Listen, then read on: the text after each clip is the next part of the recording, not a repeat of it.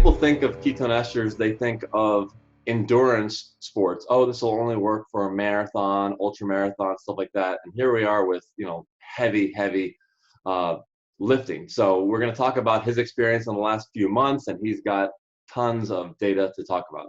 Andrew? Yeah, so I kind of want to start with just appreciating the Ketone Aid product in the first place. So I've used ketones in the past when they were attached to, calcium, sodium, potassium ions, and vitamins in and of themselves are kind of a contraindicating puzzle. So for example, a common one is calcium and zinc. You can't mix the two because they counteract each other, and then you end up not absorbing either properly. So it's difficult to get the best utilization of the ketone exogenous bodies when you're taking ionic compounds because you need to be just that much more specific with when you take them, especially if you're taking a blended product. So that's what I liked about Ketone Aid right off the bat is that the fact that it's a free ester means that you have a lot more variety and variability to when you can use it. And personally, I've noticed that they definitely seem to be a bit more potent and they just absorb really, really well. So that was like the first thing I noticed. I'm sure you've noticed something similar, right, Frank? Yeah, exactly. Well, with the ketone salts, I mean, I have a full video on those. Most of them are racemic. That the salt load is so massive that most people don't notice anything. If anything, actually, they notice a detriment in performance. Yeah, so I think that's like a really, really important aspect to remember with Ketone Aid. So when I started taking them, I guess just kind of, being like a typical meathead, I started taking a little bit more than I should because I didn't understand the potency of them. So I was really, really often in like the 5 to 20 ml range. And I was getting results and I was noticing that they worked. But over time, when my protocols became more refined and more rigid, and I started testing out different ways to use them and how I ultimately like them in my day, I realized how potent they really are. So you can get a lot out of like 2 to 4 mLs. Obviously at different times of the day, you might want more or need more, but it's shocking how little is actually effective when you use it properly. Did you find that if you took too much, that it would drop your blood sugar too much and then lower your explosive, lower your blood glucose and therefore lower your ability to have explosive strength? I didn't. So I got the first portion. Like I noticed that if I take too much, I definitely get a little bit hypo. But I think when I was training, the nature of the training is so like emotional and high, catecholamine based. You're releasing so much adrenaline that the blood glucose probably balanced itself out. But I definitely didn't feel great. So I didn't have detriments in performance, but I noticed that something was off. And that's how I started tapering the dose down. And that's when I started recognizing all the different positive uses you can have for the ketone ester throughout the day. So I kind of overarchingly, and not to like jump too far ahead, I Yeah. branch them off into when I want my ketones to be stimulatory and when I want my ketones to aid in recovery and be like, inhibitory more so. So that's how I start off.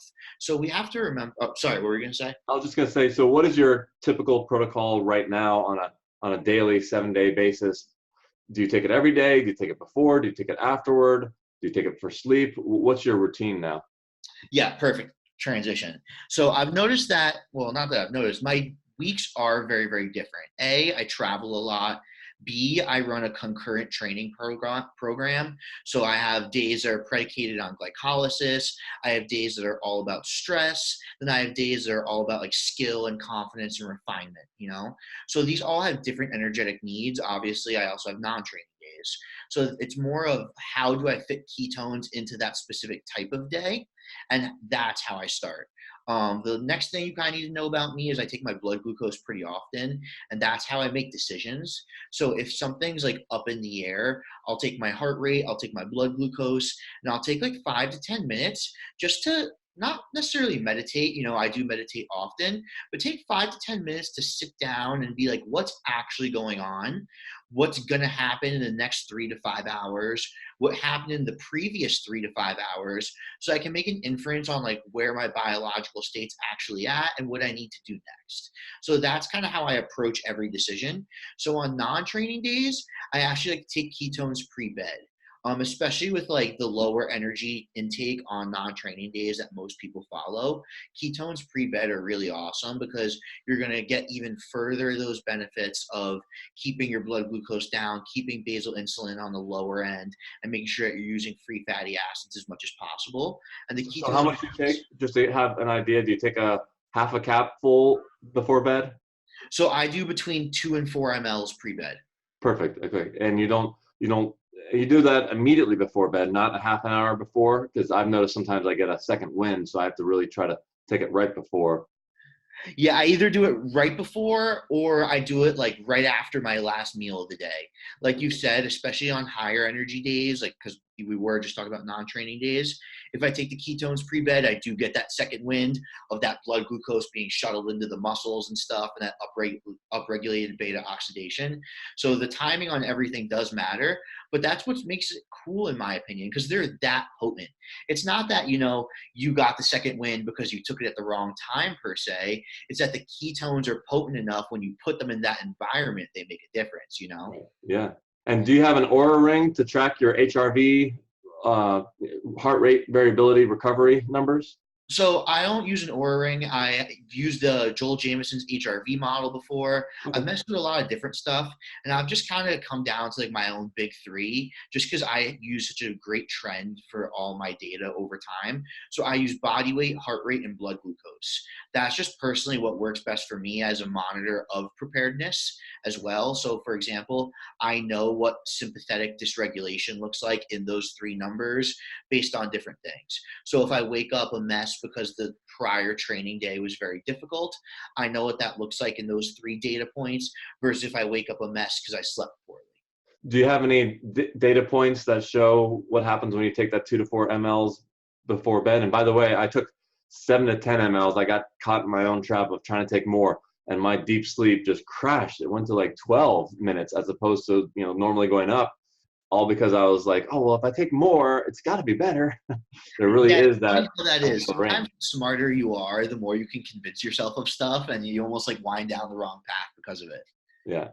So do you notice any numbers that are different in the For morning? sure, for sure. So when I hit that pre-bed ketone protocol right on the nail, I wake up with a lower resting heart rate in the morning by 3 to 5 beats, and I wake up with typically the same if I use it on a non-training day for blood glucose.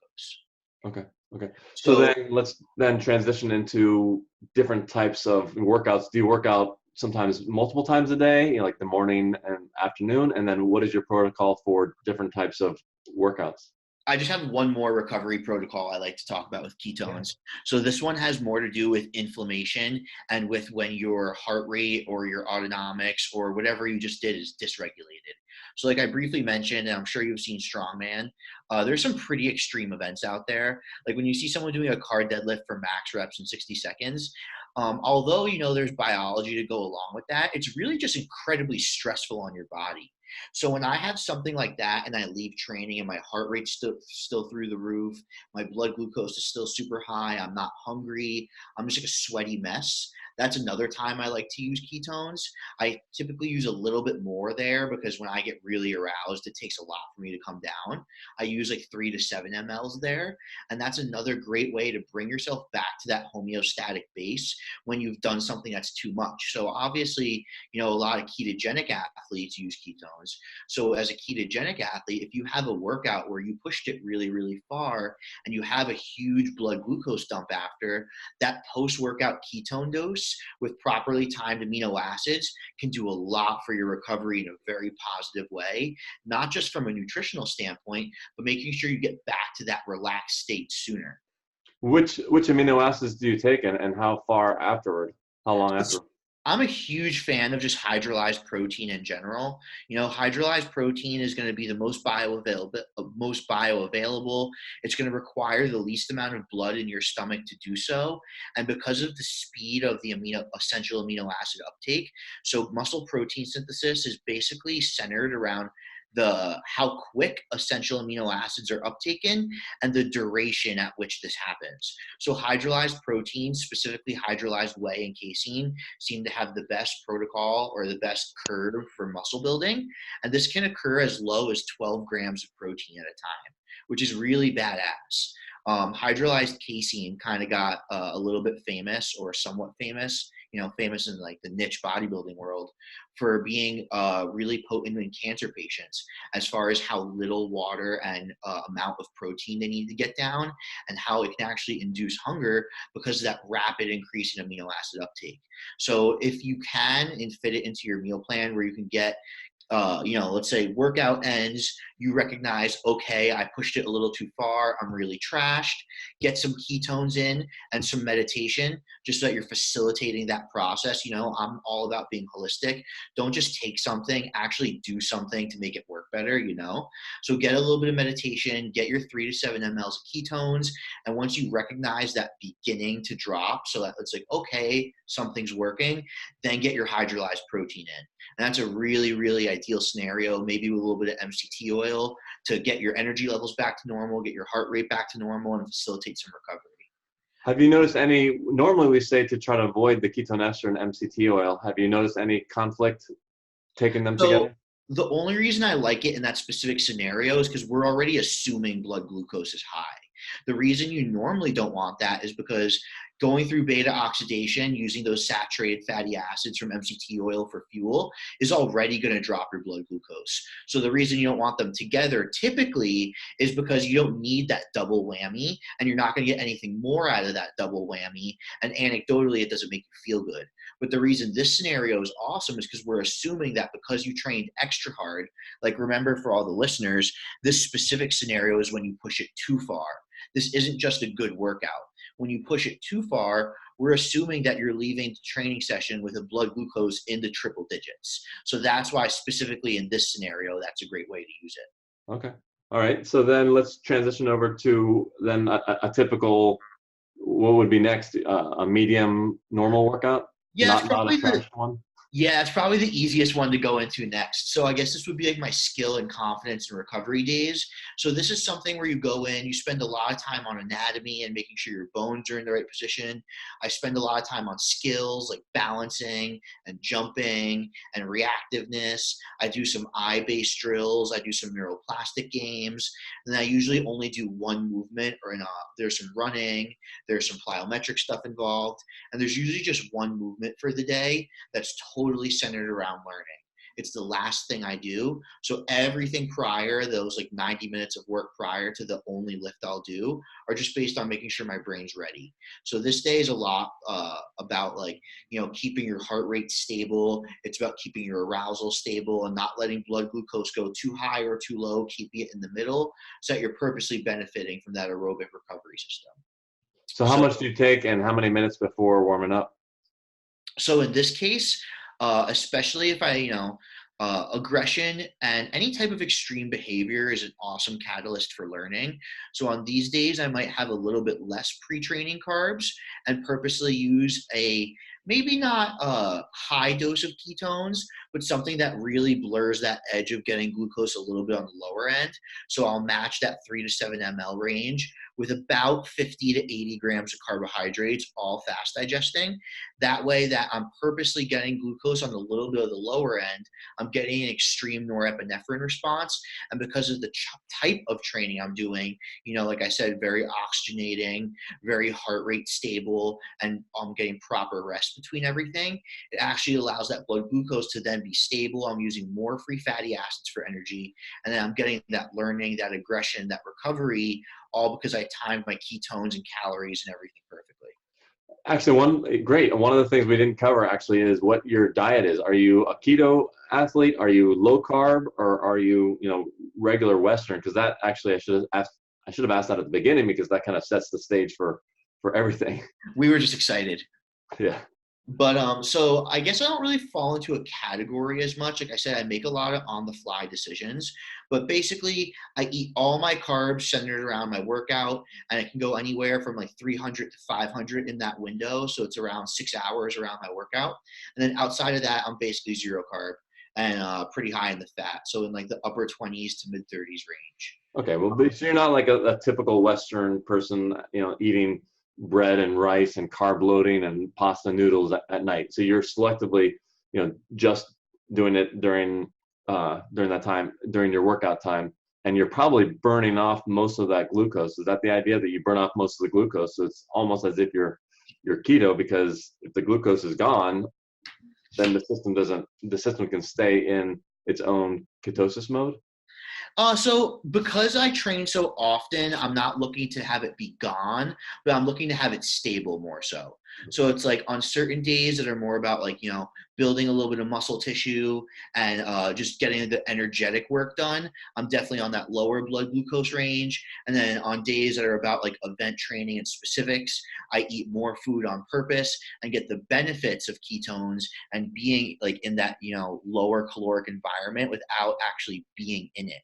So that was one of the things I eventually wanted to talk about that makes ketones so cool, is that exogenous ketone usage gives you all the benefits, just about, if not maybe more in some instances, of being in a ketogenic state or a low energy state without actually having to be there in that exact moment, which is great for so many reasons. So, like kind of what you said, I can eat more food than I want to on purpose while keeping my blood glucose in range, while making sure I'm not storing any body fat, while making sure all that happens, and allowing myself to do that over time without decreasing health, and while making sure I'm still seeing awesome blood markers and getting better at the same time, which is why I think ketones are so damn cool for strength athletes and for performance athletes and for anyone trying to build muscle or maximize body composition, because you can either A, take ketones and have to be in less of an energy deficit to get the same results, or B, which is really the same thing,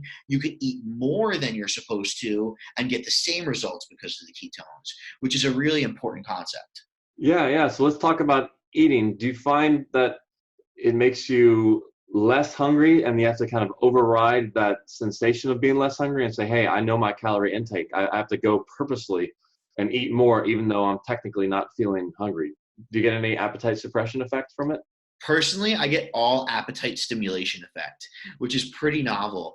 I have a pretty sensitive blood glucose, and because I go from extremes of like, there's a couple points in the week where I'll put down 175 grams of carbs right after training, not right after, but post training, and I'll wake up the next morning with a blood glucose that's in the 70s.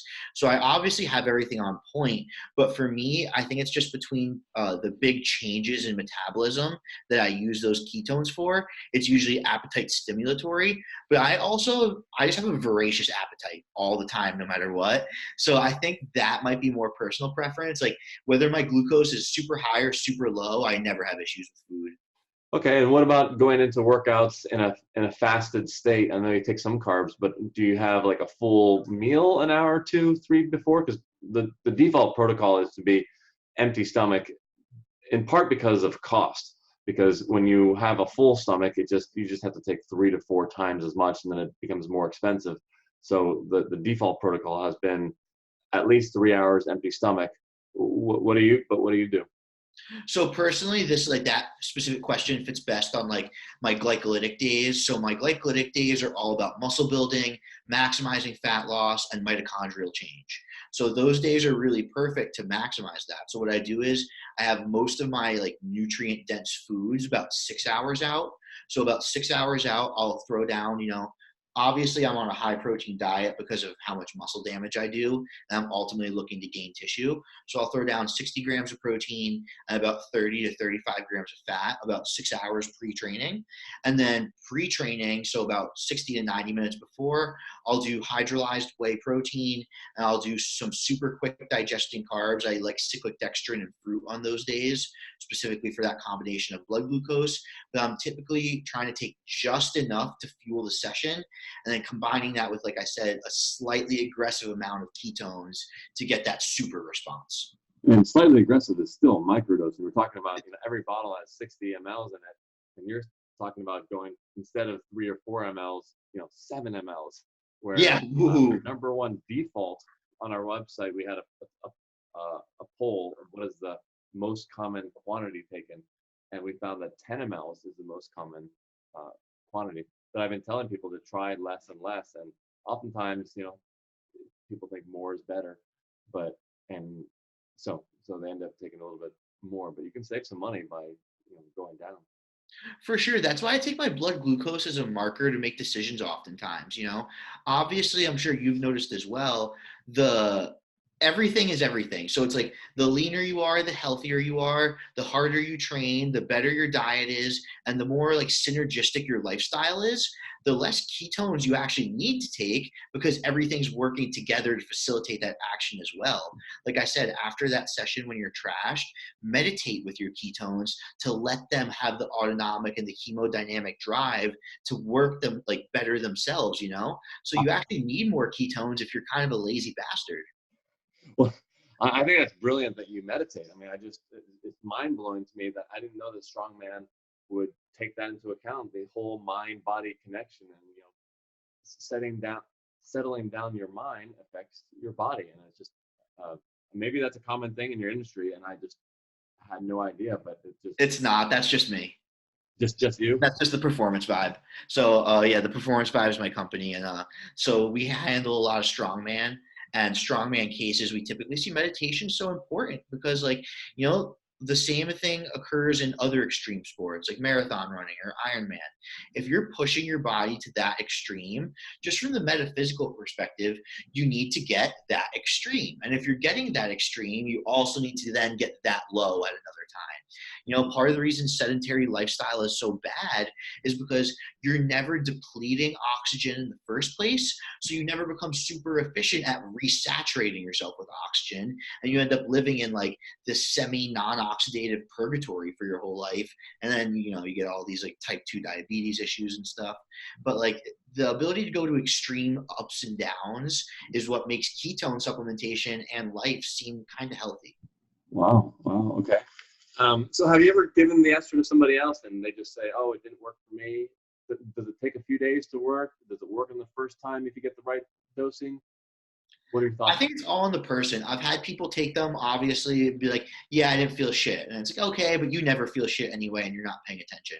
Personally, I've noticed, and with people that are like in tune with this stuff and care, excuse me, a little burp. They notice it the first time, and there are times, obviously, where you notice it less than others. Like there are some times where like I mistime my ketones, and I'm like, damn, like maybe that didn't hit as well as it should have, or like you said, sometimes you take it before bed and you end up taking a little too much, and now you're wired at the wrong times. Yeah. So like there is like a dosing protocol that you really need to pay attention to, but for the most part, it hits the nail on the head every time. That's why I kind of came off the bat saying like I really like this a lot better than the ionic compound like counterparts because these work every time. You need less, it works better, and you can use it whenever you want, which is really really cool. So Well, whether it's the it's first tough with time, the protocols because everyone is so different, and people want this magical, drink bottle and go, but everyone has different levels of sensitivity. So I encourage people to try it 4 or 5 times, different amounts, take it less, and hopefully they can find something that works for them. yeah, you hit the nail on the head. What I tell people is, or in general, I guess, any recommendations to start your own dosing protocol for the viewers or listeners is start with what you need the most help on. Because if you're taking a potent supplement like ketones, you have to assume that it's going to work, you know, or at least it's optimistic with any supplement, like you assume it works, right? So, where would this have the most benefit in my life to start? And if it puts, like, let's say you put this on a sleep protocol, you sleep terribly no matter what, you eat your last meal late at night, your glucose is high, you go to bed stressed. Okay, this is a perfect scenario for ketones to really work well if we dose them right. And if in your worst case scenario they work really well, then you could start to be like, okay, well, maybe they'll work here too. And now I can pay attention and notice it.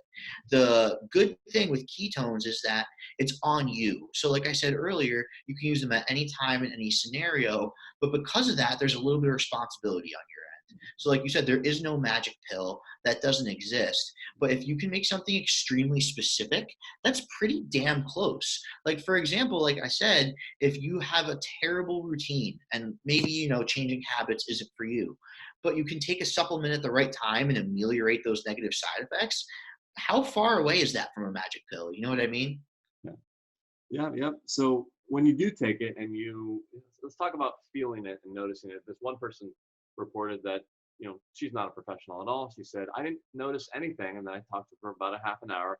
And then things started coming up. She said, "Oh yeah, at the end of my workout, I decided that I should lift, that I should increase my weights by 5 pounds, per machine. Could that be the ketones?" I'm like, "Yeah, that wasn't a coincidence." And then she goes, "Oh yeah, and then the other day I added 2 miles at the end of my workout because normally I'm a little bit zonked and I just didn't feel zonked, so I added 2 miles. Could that be the ketones?" And I was like, "Yeah, that's the ketones." And this is someone that said she felt nothing. And then she took caffeine and she said, I said, "Did you feel a little bit jittery?" So this is a negative. She said, Yeah. "Yeah, I felt a little bit too jittery." I'm like, that's the ketone. So two positives and a negative from something that you thought was nothing. So when you, quote unquote, are able to be in tune with your body and feel something, what are you feeling? Are you feeling the ability to lift an extra 5 or 10 pounds, or is it more the recovery in between your sessions, or recovery in between sets? What are you feeling in that 1 to 4 hour workout? For me, it's usually recovery. So not Recovery in the workout, right? As opposed and to after, both. and So after. at a certain level of sport performance, it's really, really difficult to see changes in acute performance week to week. So like I weigh about 188 pounds and it's very difficult for me to deadlift 700 pounds. So I can't tell you I'm getting stronger on a day to day or week to week basis because that requires such specific fine tuning and it happens in a moment. Even when I pull 700, I can only do that for that one moment where I pulled it. Yeah. I won't be able to do it again later, and I won't be able to do it like 90 minutes sooner. Strength is an expression of a moment. So I can't really say to too much degree that it directly improves performance, but it gives me the opportunity to do so. And that almost matters more to me because obviously, elite sports is a special case where these people are so motivated, they're going to get the results no matter what. But if you can let them try harder, that's even better. So I notice better recovery specifically when I do like my energetic days and my days with running in between sets mostly. So I recently had a bout of some shuttle runs and I was, eating a little bit lower going into it on purpose, kind of what we just talked about. And not only did I have that like ability to shut my brain off and be like, I don't care, my lungs are burning, but I can keep going. My recovery in between bouts, heart rate and ventilation wise, were better, not just session to session, but when I didn't take the ketones, there was definitely a difference. So ketones in conjunction in that specific scenario with a little bit of CoQ10 and something that will actually increase your endurance, maybe like a PPAR agonist, like a GW or an SR, is an incredible combination for recovery and performance in between your sets. And then on days I use them post-training or in between meals after my training window to help myself continue to eat a little more food and not have those negative fates. I do the same thing with something like a chromium with a berberine, or if you've been following me, I released a glucose disposal agent called Max Uptake via my supplement company, Allostatic Labs.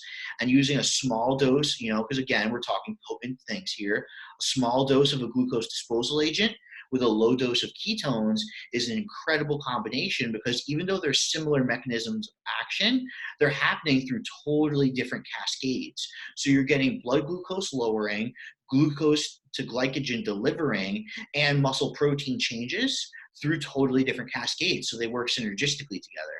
So in that scenario, it improves my recovery drastically day to day. Wow, wow. So have you ever ran out of the ester and then, taken it for a while and you kind of wonder, hey, is this working? And then you run out and then suddenly that entire week has no ketone ester. And then that helps you reflect back into the previous weeks when you had ester. Has that ever happened? You've run out? Totally. I notice it. The thing I notice the most as far as feeling is when I get too trashed from a session and noticing that the ketone, because so typically I take a little bit of ketones, a little bit of insulin, and meditate when I'm super, super trashed, when I'm eating a lot of food.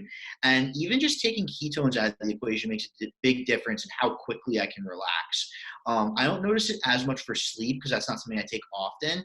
But when I hit the nail on the head with sleep on ketones, that recovery is absolutely perfect. But I notice it the most in my ability to calm down. I think I train hard enough and often enough and have everything else like kind of on point enough that although it's a nice luxury to have them for training, I don't notice it too much, but I definitely almost would be as comfortable saying I need ketones for my recovery, especially when training is very hard. Okay. And what about multiple months of, taking the ester? Do you find that it works less, has a cumulative effect? Yeah. What about that over time? I I don't. I think it's cumulative in an adaptational sense, but not in the sense of the drug being compounding, if that makes sense. Mhm. So I think when you use ketones often, you do get a chronic better ability to manage your own blood glucose through those mechanisms. I've definitely felt that and noticed that in my own athletes. However, I don't think the drug, like, you know what I mean, like this half life adds up to the next one and next one. Like, they become more potent the longer you take them, because your body gets better at using it, not because the half life is long enough that they add up.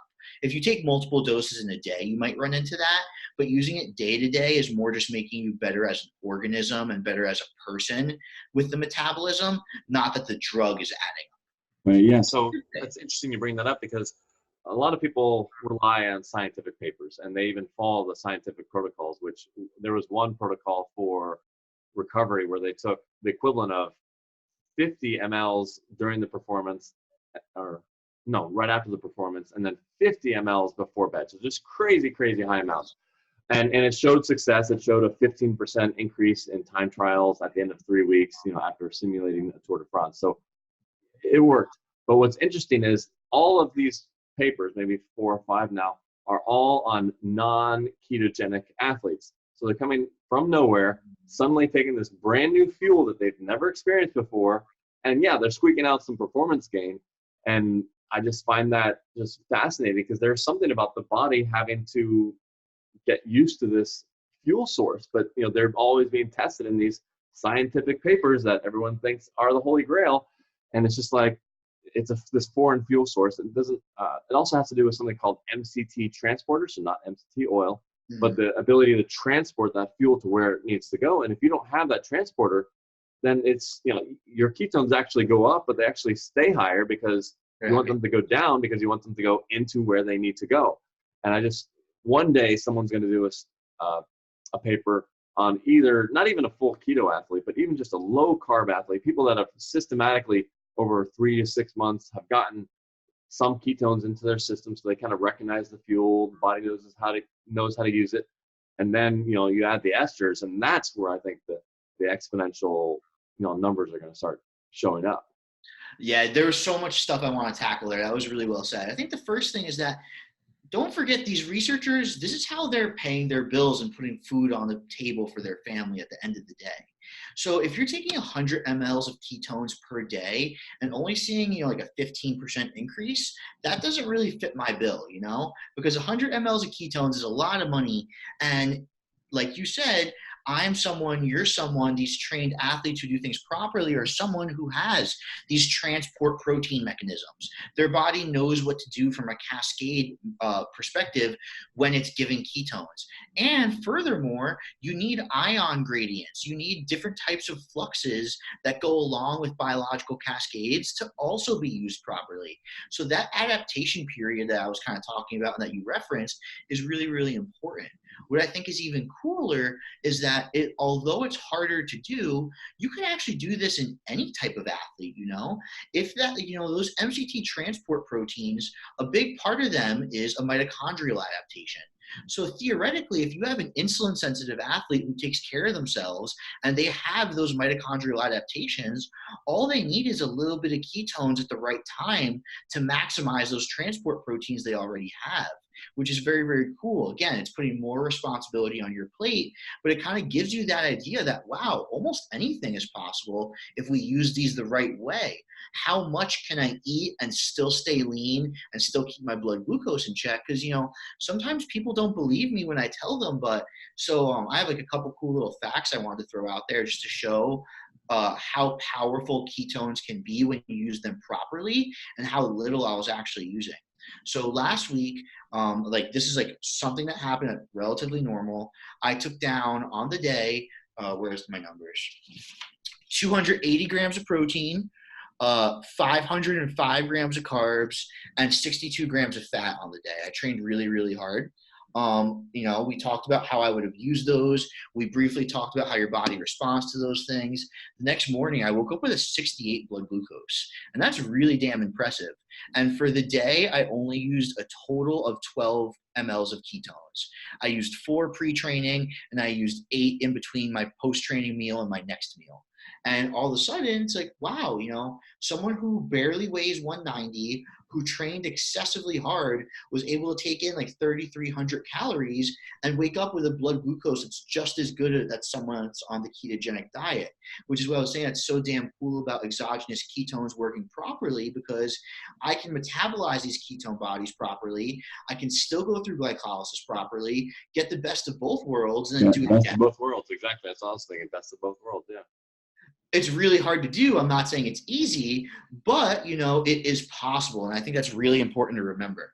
Well, I've been saying with people that are these ketogenic athletes, the data that I've seen and just people have said that they've gone keto and they get the benefits of keto by having lower inflammation, and their performance drops for sometimes 2 to 4 months, and then they suddenly are able to get back to baseline. But it seems as if people aren't able to actually break through their baseline. They're just able to get back to where they were on their glucose state, but maybe it's easier because better recovery, less sore. Just they like the lifestyle. That's why they stick with it. And part of it is they're going into these workouts with no fuel. So meanwhile, you have your glucose-based person chugging some gel carbs, and they have an immediate fuel source. And the keto people are doing what? Sucking down some MCT oil, which is not gonna do much.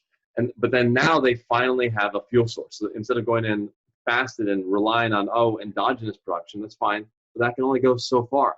Now they can actually take some exogenously, and it's exactly like the glucose-based person chugging a gel pack. So it's finally giving them a fuel source. The keto athletes. Now, what will win in 5 or 10 years? Is it the keto athletes taking ester, or is it the non-keto athletes finding this best of both worlds? Who knows? I think it just comes down to lifestyle and what you like, so I kind of luckily, and because of like the hard work I've put in over the years, I get to live the pro athlete lifestyle.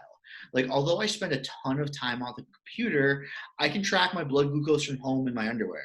So I put in a ton of man hours, but it also lets me work. Like, okay, I had 35 grams of fat 3 hours ago. Let's see where I'm at in my beta oxidation process. I check my glucose, I check my heart rate. Every now and then I'll throw an SpO2 monitor in there and be like, okay, this is actually happening. Now I can take X amount in. But that's just what I like to do in my lifestyle. So I think what's really cool about like those two worlds you just said is it's up to you. You can get the same incredible results on whatever you like. All you have to do is put in the effort on your own and make sure it fits your lifestyle. And that's what's even cooler about ketones, is that they fit the mold for both products. So it can really bring the amount of supplementation you need down big time. So if you're looking to be like a minimalist, really you can get away with, in almost any lifestyle, some ketones, some proper mineral support and supplementation, and some type of, most people need a protein supplement just because it's convenient and it's 2019. So it's like with those 3 things, you can get so far, keep costs pretty low, and like you said, really get the best of any world you choose to dive into. Yeah, I've had a lot of people ask me, hey, this is my routine. I'm already taking all of these different supplements, pre-workout. I'm just like, I don't know if it's necessary to take all those. So let's try some, without it.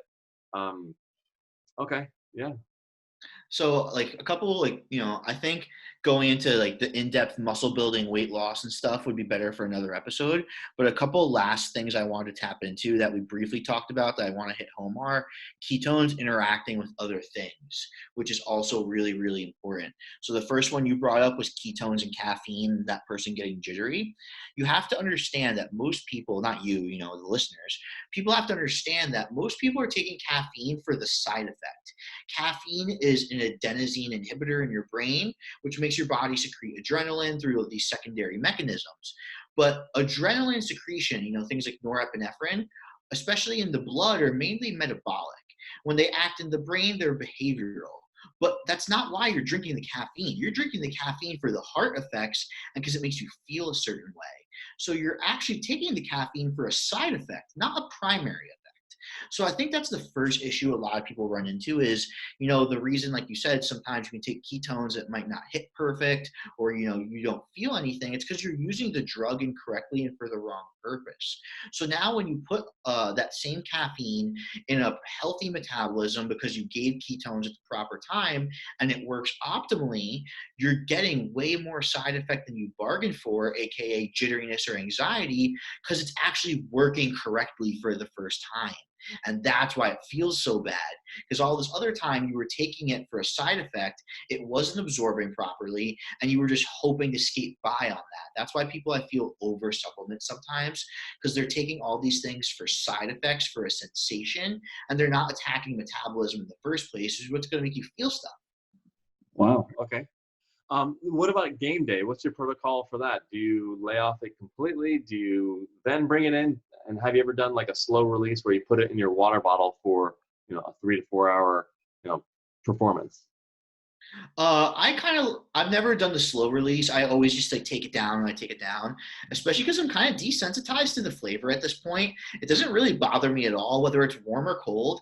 I think I'm more just like, this thing works. I don't care what it tastes like, you know? So it doesn't really bother me. So I just put it down.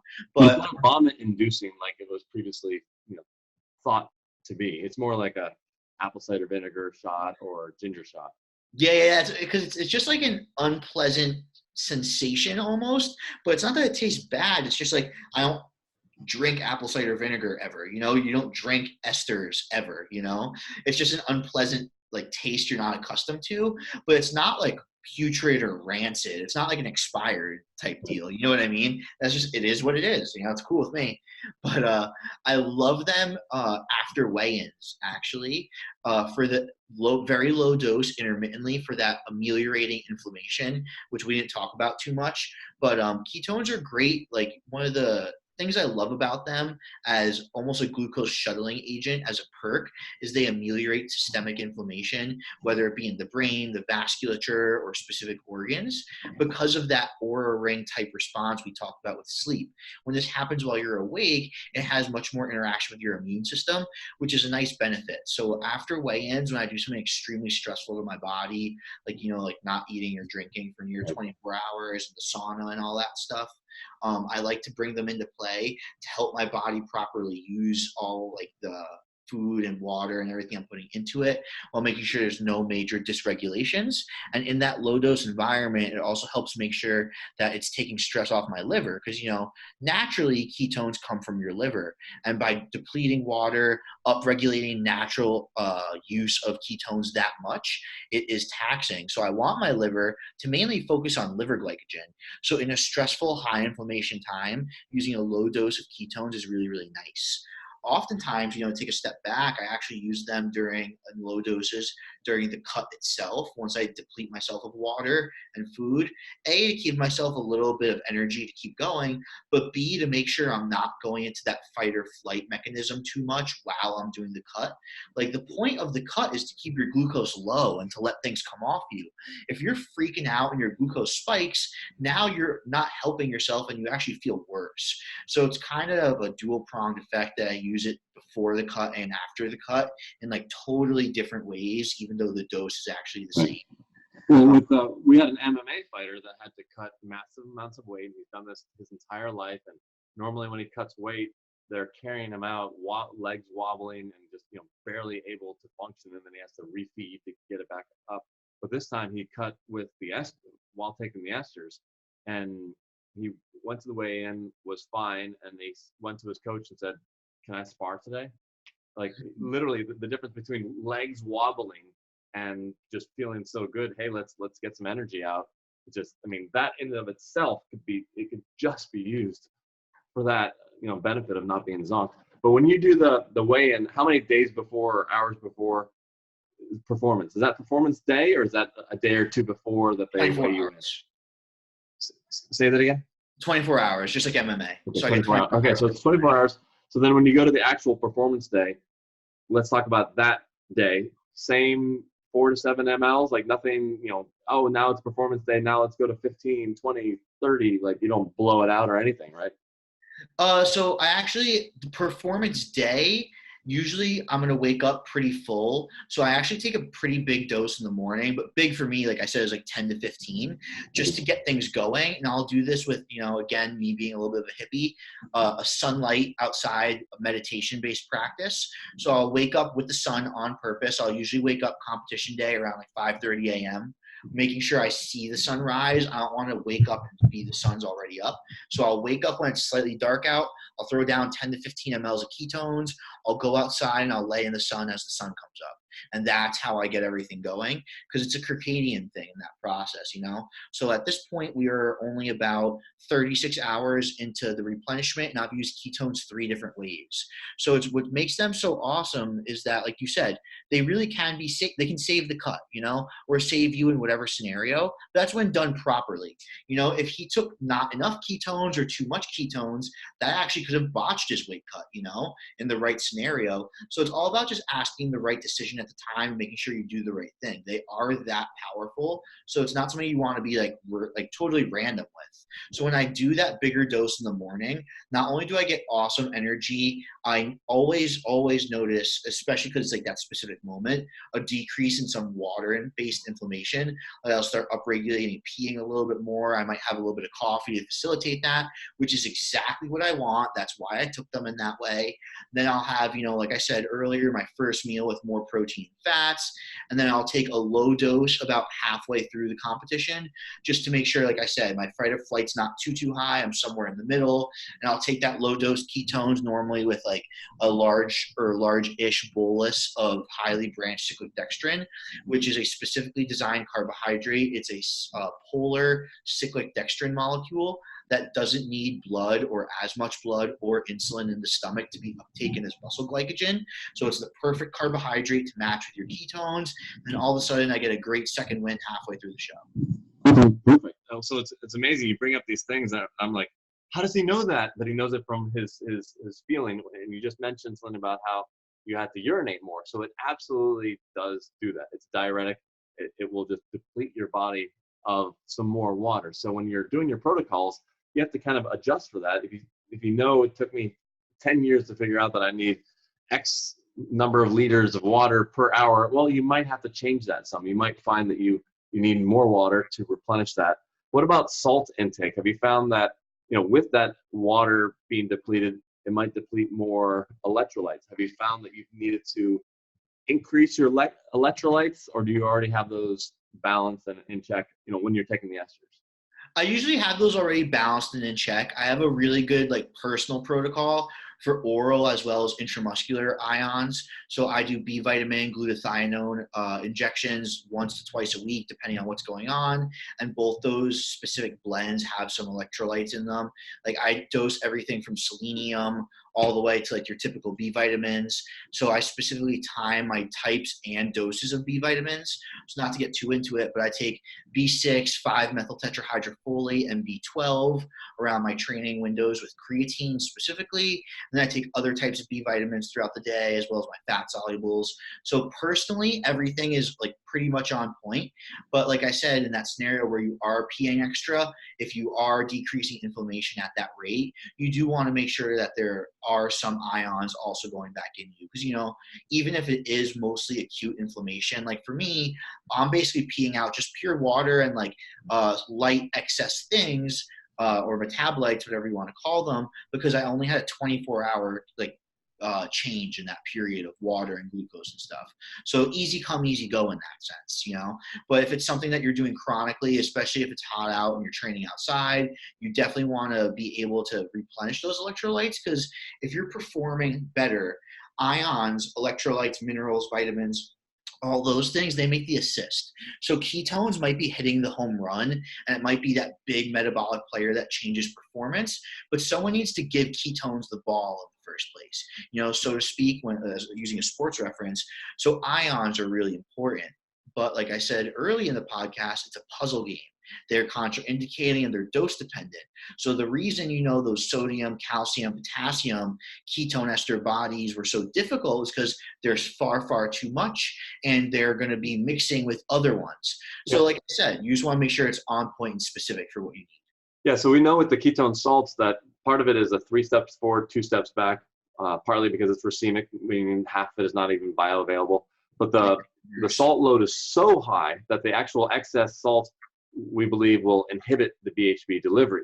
So I'm talking about like a tenth, a fifth of a serving of ketone salts. And some people, if you have leftover ketone salts, go ahead. You can use some of those for your electrolytes, but you're getting the benefit. The benefit isn't the ketones that are in there, it's actually the electrolytes. So save yourself some money and get some electrolytes. But we have told people to watch out for their electrolyte intake, because if they get cramps, if that's a sign. I haven't seen anyone take the ester and get cramps, but obviously cramps is an indication of low salt. So if you normally are borderline cramping and then suddenly take esters, you see a little bit more cramping, yeah, you're going to have to adjust. But you don't adjust with or without the ketone esters. If you're, hey, this week I'm out of ketone esters, you're not making any adjustments to add more salt in your. No, not specifically. Like, I think it's one of those things where like your ions, vitamins, and all those things should be covered so that you shouldn't have to worry about it. You know what I mean?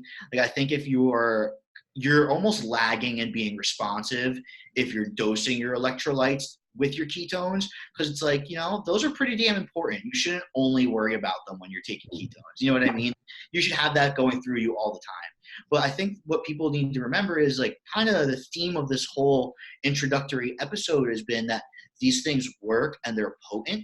So if you do run into an issue with ions, cramping, or maybe you feel that you're extremely exhausted after taking ketones in your workout, it's because you worked harder. You know what I mean?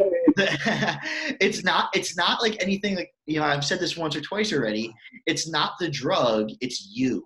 You trained harder, so you're more tired. You trained harder than you normally do, so now you have sore muscles. Now you cramp. Now all these things happen. It's because the drug really pushed you, So you need to be aware of that, and that's another reason why the dosing protocols are really important. Yeah. So normally we're reporting that people feel less sore the next day, but then I have to put an asterisk saying, assuming that you did fairly the same workout, because some people said, hey, I blew out my calf muscles. Like, well, what'd you do? Well, normally I do one flight of stairs in this, 20-story building, but this time I did 3. I'm like, okay, I'm sorry, you tripled your workout and you blew out your calves. Yeah, the ketones won't help you for that. Nothing. You did 3 times the work. That's a good, I think so. This is kind of like a perfect way to start to bring it together to like a holistic end is know why you're taking it, know what you're looking to get out of it, and just accept the second and third order actions. If you're going into a workout saying, I'm going to work as hard as I can, and you take a supplement like ketones that's going to acutely enhance performance, you have to expect that you are going to work harder. Same thing. If you are going to take ketones before bed, if you're inflamed, if you're going to one use I just remembered we didn't cover is ketones in a cheat environment or when something goes wrong can be a powerful way to get you back into ketosis or to get you back to normal. So when you have assuming that your compliance is normally very high, not to go on a random tangent, and you have one meal or one night that you just said, oh, screw it, I'm going to eat or do whatever I want. It's a really, really good idea to maybe have the next day start out with a slightly delayed fast, take a low to moderate dose of ketones, depending on your glucose and how much you really messed up, take a low to moderate dose of a glucose disposal agent, go for a walk, stimulate your mitochondria, see the sunlight, further stimulate your mitochondria through photons, and then get back on the track plan as if nothing ever happened. And you'll notice that within 24 to 48 hours, you're much closer to that authentic baseline you had before you went off track because of all the different things we talked about. But specifically in that environment, we talked about ketones exogenously stimulating things like AMPK, like UCP proteins, like PGC alpha, these things that are typically acute but powerful in starved or low energy environments are being re-stimulated in a super high energy environment acutely to bring you not just back to normal, but to use that cheat food you used better so that now when you go further into your ketosis, get back on your nice high-end compliant plan, you'll have more energy, you'll get there faster, and you'll ultimately be able to get better results deeper into it because that's going to sustain you. Well, yeah, so the only problem with that is some people, all they're going to hear is, oh, wow, I can have cake and the next day take ester and skip everything. So they'll ignore everything. They'll take the headline from that. So I almost don't even talk about, its ability to help you get back into ketosis or overcome a cheat day, because it's not so much an accidental cheat day and then take the ester. It's more like, oh, now I can cheat because there's the ester, and then it makes them cheat more, and then it's this vicious cycle. And with weight gain, which we can talk about later, it'll make you gain weight if you're eating it that way. People like, I ate a bunch of pasta, then I ate ester, and the next morning, I was still 2 pounds heavier. How's that possible? It's like, that's not how it works. So if you do it the way that he just said it, yes, sure. But all in all, I tend to avoid the whole, this will overcome or erase a cheat, because it just sets for bad patterns and bad. That's why I preset it with assuming that you're always compliant. Like everything we've talked about today is based on responsibility, making sure you dose it correctly, take it at the right times, do all these things. If you are responsible enough, they can be super, super powerful in that sense. And if you kind of been following us this whole time, just to go maybe scare people away from doing that, ketones can get you really fat and really muscular, like just huge, super anabolic, really quick if you want them to. If you did nothing but pound ketone esters and eat pasta all day, you would be the most inflamed giant mess ever, because ketones are great at storing muscle or glycogen wherever it might be. Eventually you're going to run out of muscle glycogen, so it's going to have to go to adipocytes and liver, and that liver will run out too, so it's just going to be excess adipocyte storage. But they're good at their job regardless of what you do with them. So like you said, if you just ate pasta all day and took ketones, you're going to get super fat, man. All right. Well, thank you very much. We'll have you back on and go over a bunch of other topics. Yeah, I got plenty of stuff left. All right. Thank you.